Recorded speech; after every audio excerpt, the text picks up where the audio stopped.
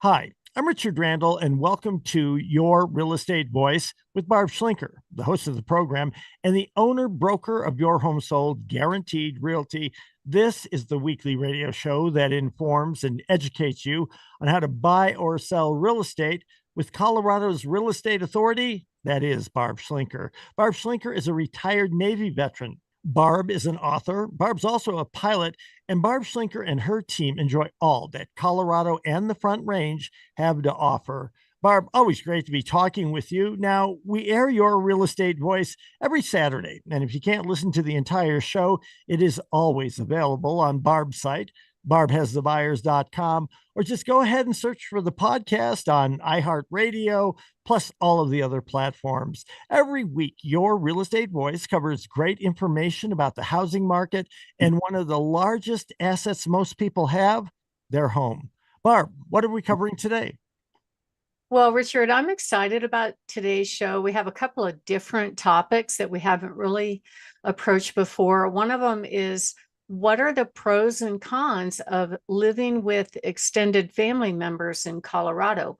In my business, I'm running across more and more people that either are having their folks move in with them or they have adult kids with them. And we're going to talk about that and kind of um, the growth in that industry, actually, believe it or not. So it's pretty good to have a floor plan that has that capability of multi-generational, but it's also a growing trend in Colorado. So we'll discuss that. And then the next topic we're going to cover is, are home inspectors liable for damage when they're inspecting your home? So we're going to talk about that. And then the next topic would be, why would a home seller accept backup offers once their home goes under contract? So we'll talk about how backup offers work and why they would be used by a home seller or a buyer. And then the last topic, how to choose the right realtor when selling your Colorado house. And as always, I love talking about my hot new listings. Richard?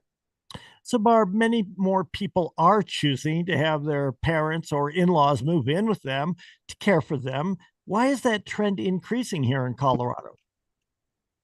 Well, I think it's actually increasing all over the country. And a lot of it has to do with housing, the cost of housing right now.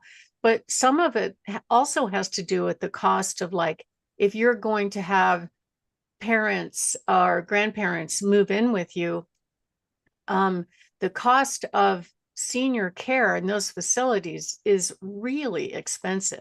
I think the lowest price I've seen recently is over 5,000 a month. So if you don't set yourself up from the beginning to be prepared for that, there's a lot of people that just can't afford the senior care and they end up relying on family members to help them.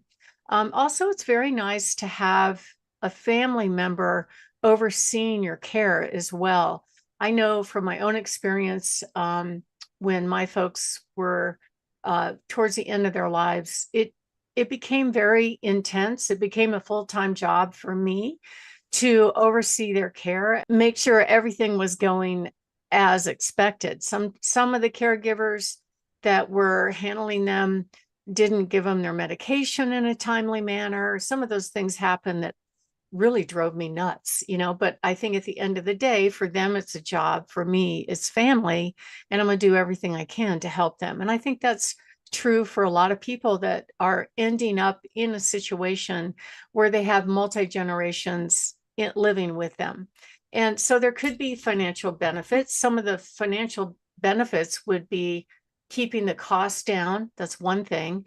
The other benefit is that there are some families that actually have adult kids living with them at the same time, having to take care of a more senior generation. They call it the sandwich generation that has to help both. And a lot of it has to do with the cost of housing. You wouldn't believe how many people I meet that tell me their adult kids are living with them because they don't make enough money just to be able to rent a house in this area, which is kind of crazy right now, but that's what's going on.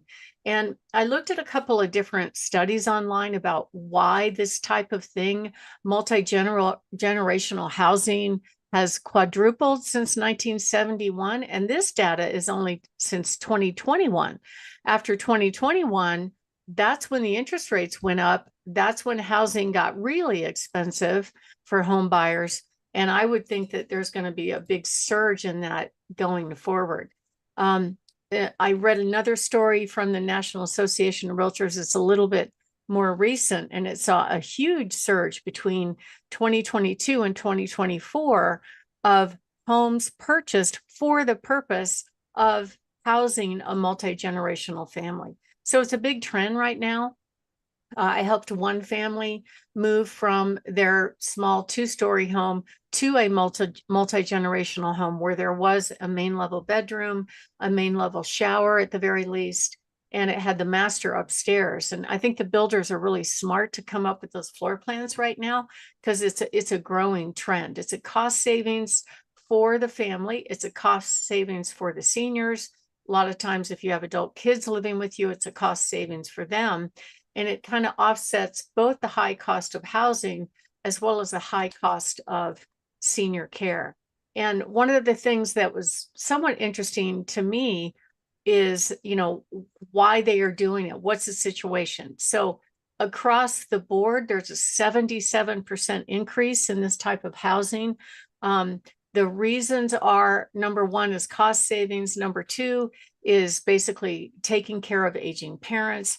Number three, and this is a big percentage, over 21%, is having adult children live with them for various reasons. Some of the kids are saddled with really expensive student loan debt, or the housing is just unaffordable for them. So there's lots of reasons for it happening, but it is a growth industry right now.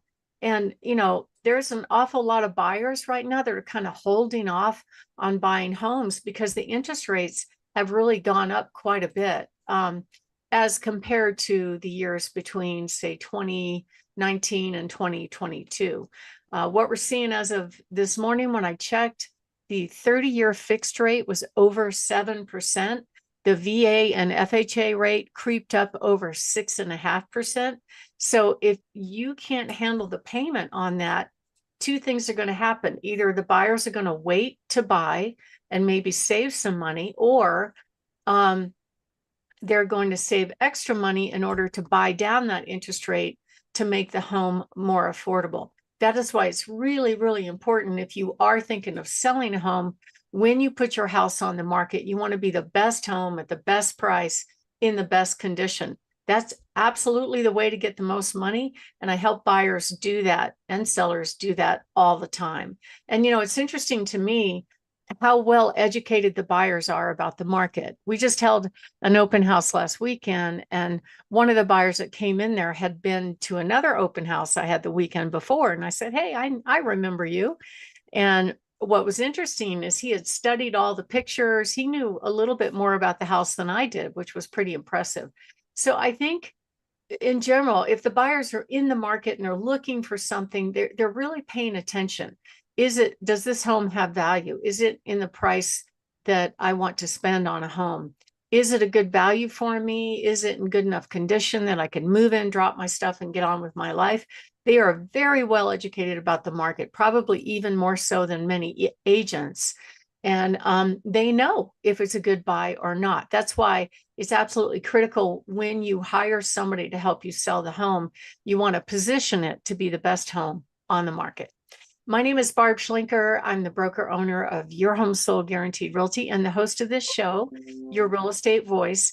And we're talking about the pros and cons of multi-generational living with extended family members. And then when we come back, we're going to talk about some of the downside of living with extended family members. So if you are thinking of making a move, give us a call. We give a free in-home consultation on what to do, what not to do to get your house ready for sale. We will show up with at least 100 of our own buyers on our own websites that are a high match for your home.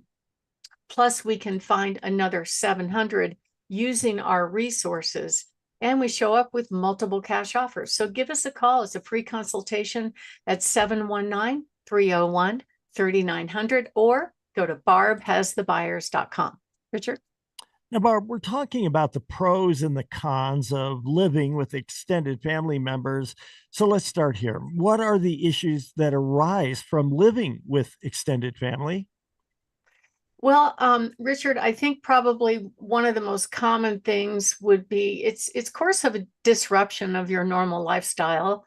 I know you've experienced it before. My mother-in-law is living with my sister-in-law, and it's a little tough on them. It does interfere with your privacy, but I don't know what your experience was. Theirs is going really, really well, but they also have to focus on her care at the same time. How was it for you? Well, I think it went as well as you could expect, and I think the saving grace is that most people, whether it's their parents or their in-laws, they just want them to have the best life they can. Now, sometimes that might be an assisted living, many times it's not, and for us, it was just a matter of changing around priorities. We didn't take big, long trips. You have to watch for people a little bit more. You make sure the newspaper gets to them so that they can read it. A lot of small things, but I believe that it is probably a wave of the future, especially when you start talking about $5,000 a month for assisted care. There's a huge difference. Yeah, that's minimum. I mean, I've heard it a lot higher than that. In fact, there's some facilities where it's like an investment, like almost like buying a condo, where you give them a huge amount of money up front, and then you still have to make that payment. But there's some benefits to it. There's pros and cons on everything. But at the end of the day, it's really interesting to me how often this is happening. Now, my mother-in-law is 95. She's perfectly healthy. She's in a two-story. She goes up and down stairs every day. Her only issue is she has a little bit of hearing, but she mops floors. She helps clean up after the dogs. She's doing fine. She's not going to need to be in a senior care unless she just wants to be. But she's doing really well. And sometimes she does bounce around the country to hang out with the other siblings, which is a great thing, I think, for her to get out and enjoy it. So who is actually doing this? It's in generally people that are aged between 45 and 77. And about a third of them actually have an adult child living with them. And it's really interesting to see the growth in this industry. So if you have a home that fits that niche of being multi-generational, it makes it highly desirable. People really like it because they want to help their parents, like you said, and they want them to have a good life until it's time to move on to the next thing. So if you are thinking of making a move, give us a call. We will sit down with you, give you a really good idea what to do and what not to do to get your house ready for sale. We'll go over all the closing costs, show you how much you'll put in your pocket when it sells, and also show up with cash offers. So just call us at 719-301-3900 or go to barbhasthebuyers.com. Richard? You're listening to Your Real Estate Voice with Barb Schlinker. She is your real estate voice. She's with Your Home Sold, Guaranteed Realty. And if you're thinking about making a move, call Barb 719-301-3900 or visit barbhasthebuyers.com. We'll take a short break. When we come back, we're going to be talking about home inspectors. Are they liable for damage that incurs while they're inspecting homes here in Colorado? Barb has the answer.